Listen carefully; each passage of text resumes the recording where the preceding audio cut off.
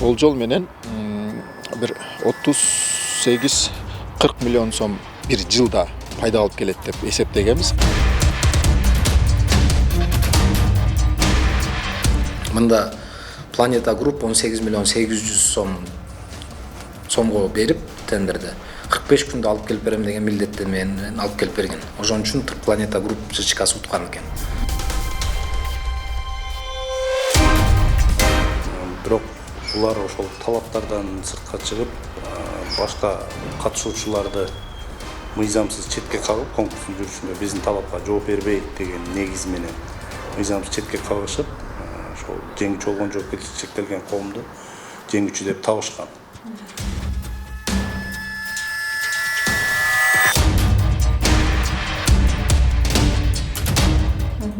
Алтайда алып келип беребиз дегенде биз ага макул болбостон ошо комиссиянын кайра чогулуп ошол протокол түзүп экинчисине берилген.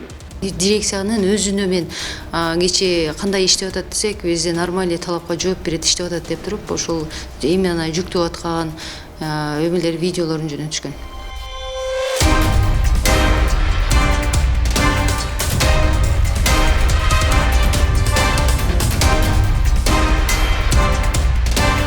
Кылмыш козголуп, алар экөө 11 сентябрда бирөөсү, 12 сентябрда бирөөсү убактылуу кармоочу жайына киргизилип, бүгүнкү күндө алар убактылуу кармоочу жайында отурушат, тиешелүү көрсөтмөлөрүн берип атышат.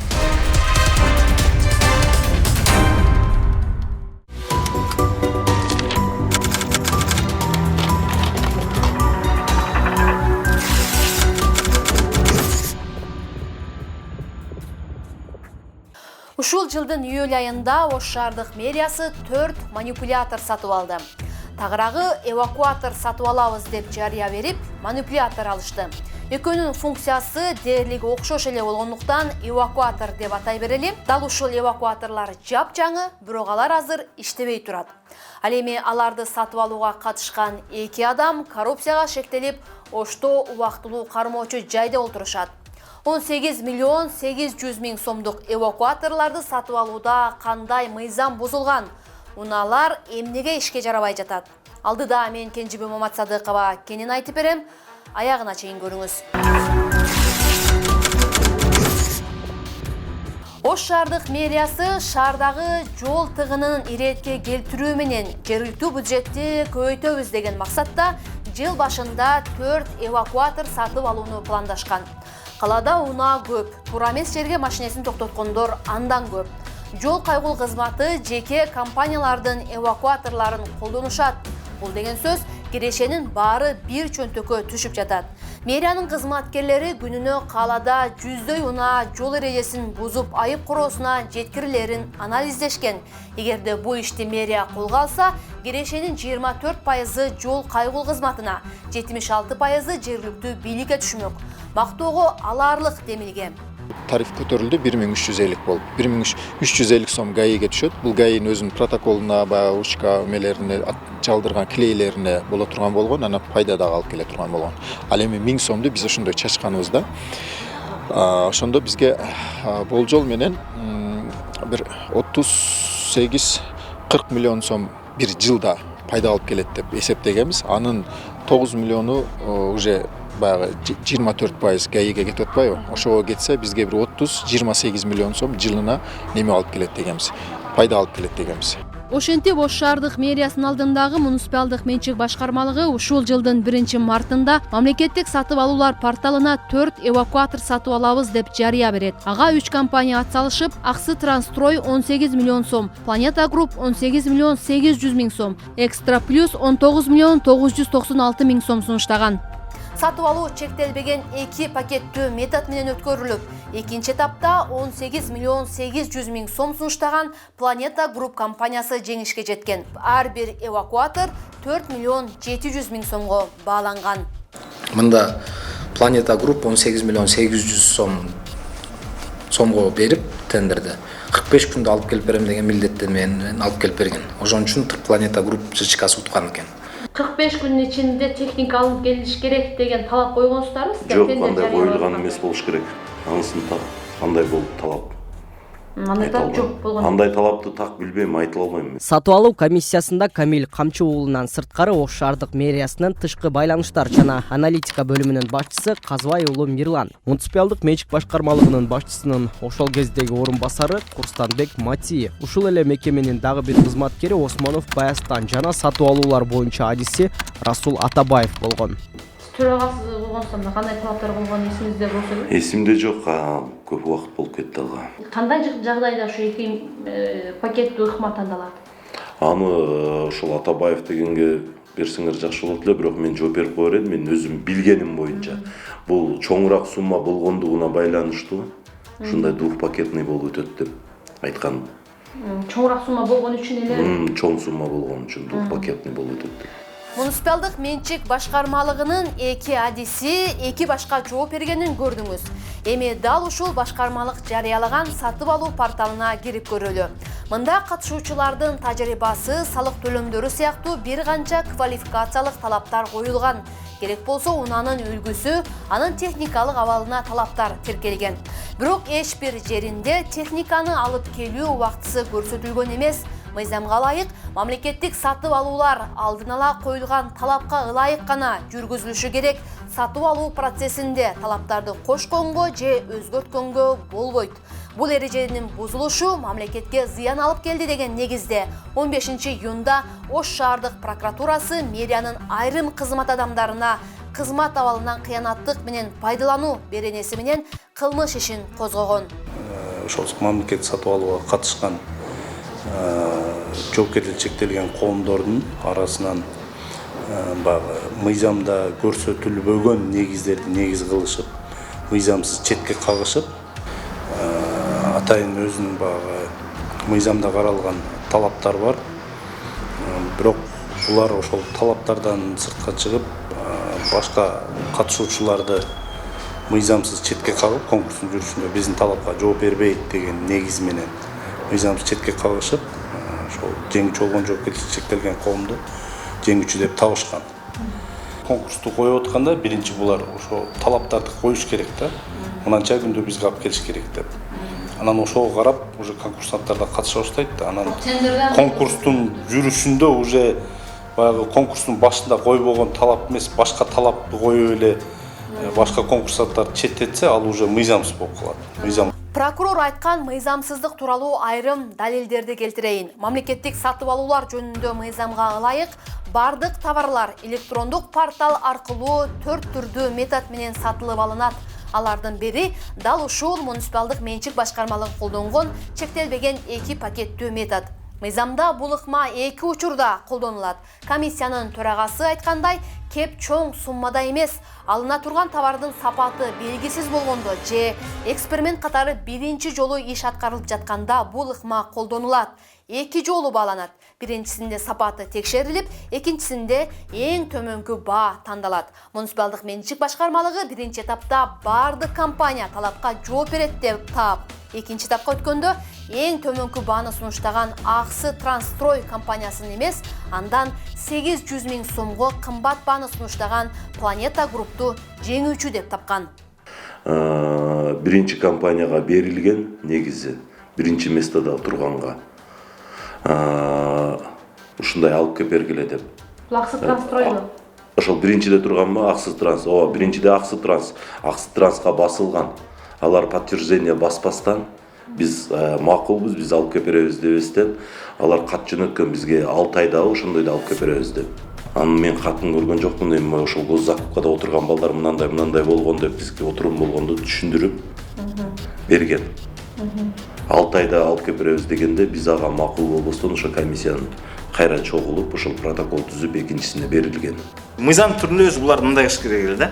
Квалификациондук талапка туура келсе, үчөө тең 1 800 000 компания сом менен уткан компания ошол поставка кылыш керек эле. Эгерде ал отказ кылат турган болсо, ал 400 000 сомдук баа. Биз ага чекти гарантийный обеспечение койбодук беле 2%, 40 миллион. Эң кеминде мен ойлоп атам, азыр мисалы эгерде сиз ага чекти айтылгандай 400 000 сом күмөндүү болуп атса, ошол чындап эле 400 000 түшпөй калса, эң кеминде 400 000 сом зыян болуп атат. Эгерде бардыгы туура келип туруп, Аксы Строй өзүнүн ошол убакта аткарып берген мүмкүнчүлүгү болгондо мамлекетке анда дагы 800 000 сомго чейин зыян келип атат деп айта алам да. 800 000 сом мэрдин чөнтөгүнөн чыккан акча эмес, же кимдир бирөөнүн демөөрчүлүгүнөн түшкөн каражат эмес. Бул сиз менен менин салык үчүн төлөгөн акчабыз. Дал ошол каражатты мыйзамга каршы келген жол менен жок кылуу кылмыш болуп саналат. Ошентип 6 апрелде муниципалдык менчик башкармалыгы Planeta Group компаниясы менен келишим түзөт. Мыйзамга ылайык келишим түзүлгөн күндөн тартып убакыт эсептелинет. Тилекке каршы 45 күндө келет делген эвакуаторлор туура 3 ай 13 күндөн кийин тагыраагы 19-июлда кабыл алынат. Кабыл алуу комиссиясынын төрагасы ал кезде жаңы эле кызматка отурган Таймураз Исакжанов болгон. Логикалык жактан да бир аз туура эмес болуп калат да. Тендер жарыяланып, ЖЧКны уттуруп, ал машинаны алып келгенден кийин кабыл албай коюу бул өзү туура эмес болуп калат. Эмени машинанын чыккан жылы 2013-жылдан жогору деп коюлган экен башында. Биз бирок комиссионна барып 7 адамдан турган комиссия барып аныктаганыбызда ал жерде машиналар 2023-жылдын март-апрель айында чыккан машиналар экен да. Ошого кабыл алганбыз. Башка техникалык жактары да көп эле элдерде сөз болуп атат. Машина көтөрө албайт экен деген. Ал чындыкка дал келбейт. Азыр деле иштеп атат. Биз техника 2023 апрелде заводдон чыккан техниканы 4 эвакуаторду алып келип атат. Бүгүнкү күндө ал талапка ылайык бүгүнкү күндө иштеп жатат.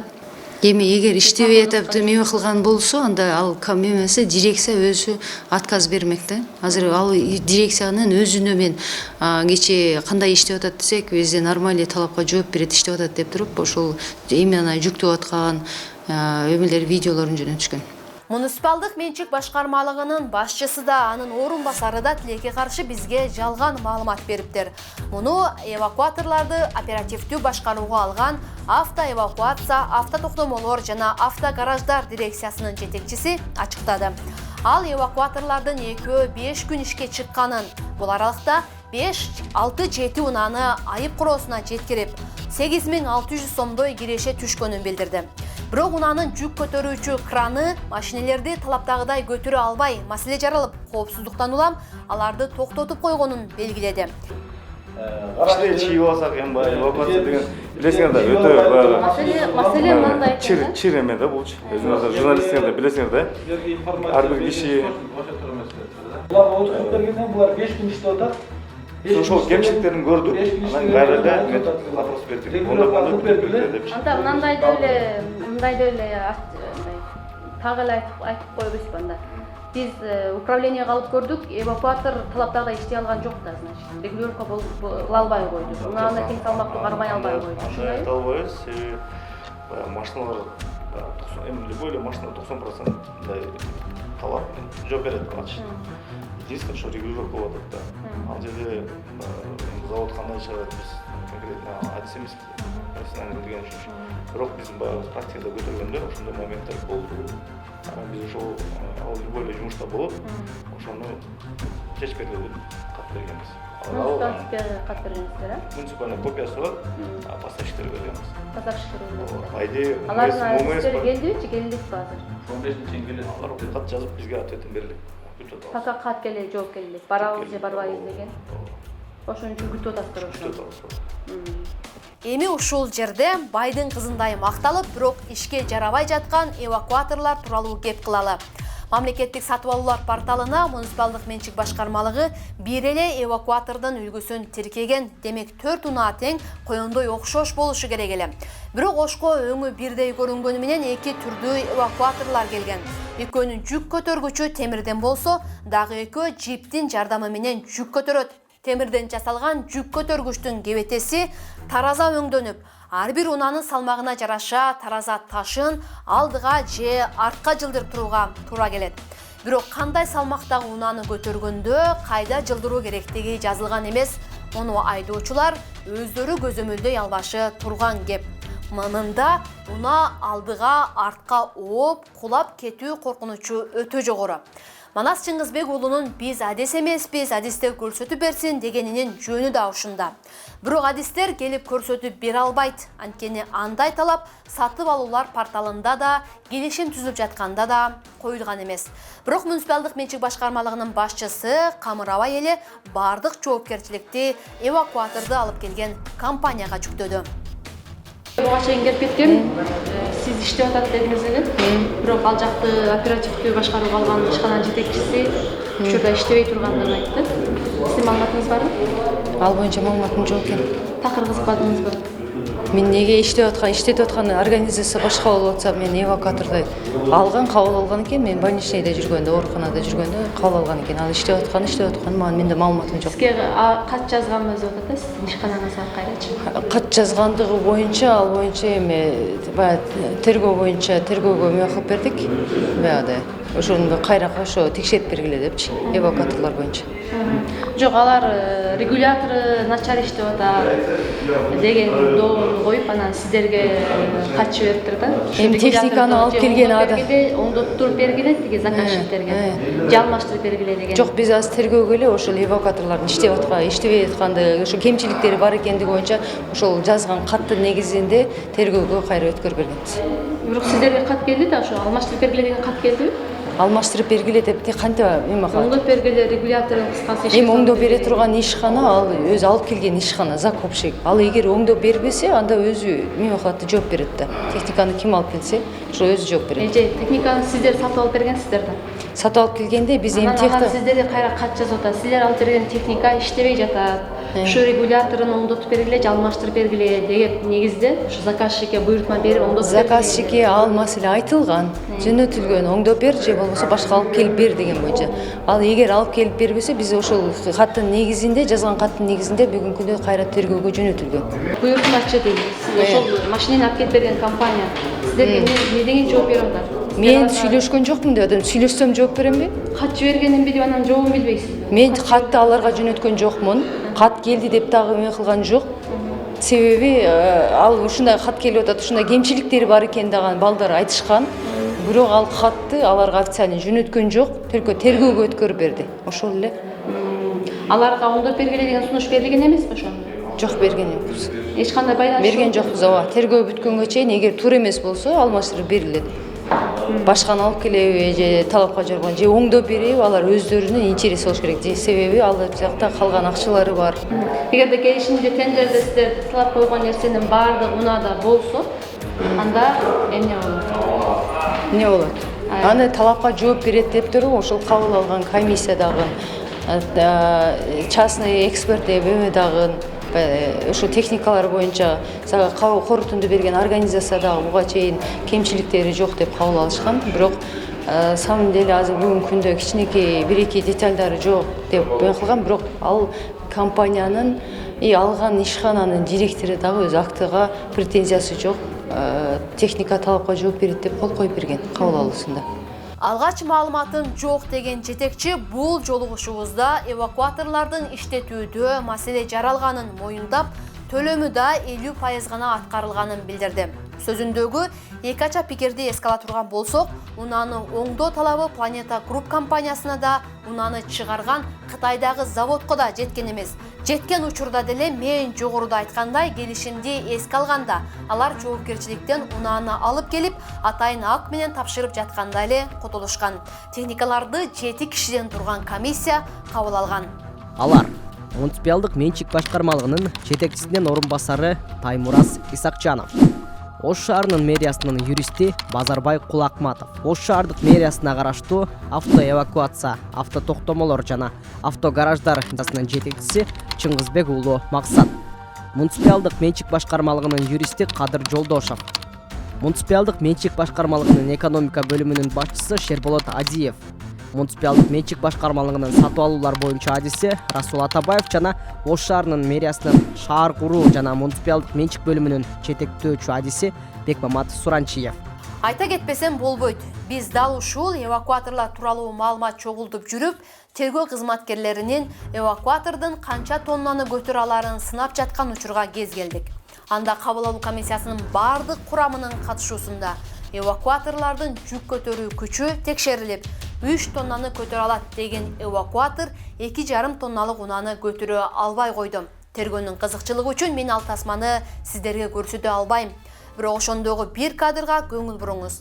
Бул эвакуатордун унаалардын дөңгөлөгүнө илештире турган бөлүгү дат баскан эски темирлерден жасалганы көрүнүп турат. Сиз кандай ойлойсуз? Кытайдагы унаа чыгарган завод дөңгөлөк карматкычтарды ушундай жасашы мүмкүнбү? Бул оштогу темир усталардын эмгеги экени көрүнүп турат. Мэриядагы ишенимдүү булактар өзүн ачыктабоо кепилдиги менен Кытайдан келген эвакуатордун бул бөлүгү ошто текшерүүдөн өтүп жатканда унаа көтөрө албай сынып калгандыгын, мындан улам кайрадан жасатылгандыгын айтып берди. Ош шаардык ички иштер башкармалыгы 11-12 сентябрда бул ишке байланыштуу 2 адамды кармады. Бири тендердин комиссиянын мүчөсү болгон Курстанбек Матиев, экинчиси Планета Групп компаниясынын жетекчиси Бексултан Мансиркулов. Тендердин талабына жооп бербеген, ушул тендерди утуп ушундай сапасыз Ош шаарына автоэвакуаторлорду алып келгендиги үчүн жана биргелешип ушундай коррупциялык ишке аралашкандыгына шектүү катары коррупция беренеси менен кылмыш иши козголуп, жогорудагы биз аталган 2 жаран ошо Ош шаардык мэриясына караштуу муниципалдык башкармалыгынын жетекчисинин мурдакы орун басары жана Планета Юг ишканасынын жеке фирмасынын жетекчисинин үстүнөн кылмыш иши козголуп, алар экөө 11 сентябрда бирөөсү, 12 сентябрда бирөөсү убактылуу кармоочу жайына киргизилип, бүгүнкү күндө алар убактылуу кармоочу жайында отурушат, тиешелүү көрсөтмөлөрүн берип атышат. Бул багытта бир нече атайын адистердин жардамы менен автотехникалык кароолор да жүргүзүлүп жатат. Куда буюрса, ушу биздин тергөө кызматы тарабынан бизге тиешелүү тергөө иштерин аяктап, соттук кароого жөнөтөбүз. Курстанбек Матиев менен Бексултан Мансиркулов тергөө аягына чыкканга чейин эми убактылуу кармоочу жайда отурат. Бул иште 2 гана кишинин жоопкерчилиги же кыянатчылыгы болгон деген тыйнакка сиз ишенесизби? Кантип эле тийиштүү жетекчилер суудан кургак чыгышы мүмкүн же кабарсыз калат? Шаардык милиция бул ишке байланыштуу башка кызмат адамдарына кылмыш иши козголуп же козголбогонун ачыктаган жок. Ал эми эвакуаторлордун техникалык абалы экспертизага жиберилгенин жыйынтыгы 20 күндөн кийин чыгарын билдиришти.